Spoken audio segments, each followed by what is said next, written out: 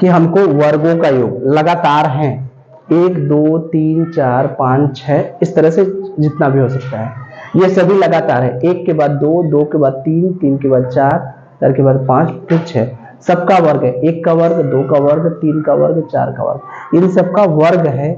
अगर लगातार संख्याएं हैं इनका वर्ग है। या तो ऐसे लिखा रहे या तो ऐसे भी लिखा रहेगा, तब पर भी जान जाएंगे। 1 4 9 16 25 और 36, चूंकि 1 से लेकर 20 तक का वर्ग हमको याद ही है, तो एक हो गया, 1 का वर्ग, 2 का वर्ग, 3 का वर्ग, 4 का वर्ग, 5 का वर्ग, 6 का वर्ग। इन सबका योग अगर निकालना है तो इसका हमारे पास एक सूत्र है।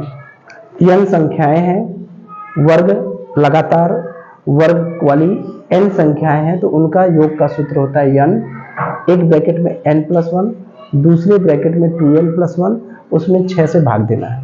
यानी n+1 एक ब्रैकेट में, दूसरे ब्रैकेट में 2n+1 और सबका गुणा करके आपस में 6 से भाग देना है।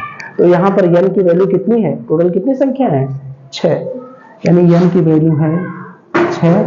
तो योग हमारा क्या हो जाएगा, 6 ब्रैकेट में 6+1 ब्रैकेट में 2 गुणे 6+1 बटे क्या हो जाएगा 6, भाग दें 6 गुणे 6 1 7 और 6 दूनी 12 1 13 बटे 6, 6 से 6 कट गया, 13 सतह कितना हुआ 91, यही हमारा क्या हो गया ऐसा।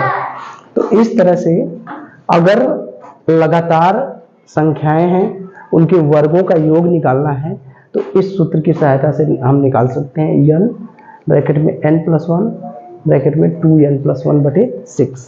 ठीक है, तो आप लोगों के लिए एक होमवर्क है, अगर इसी में हमने संख्या बढ़ा दिया 7 का वर्ग तो 7 सत्ते 49, तो इसका आप लोग करिएगा। ठीक है, चलिए।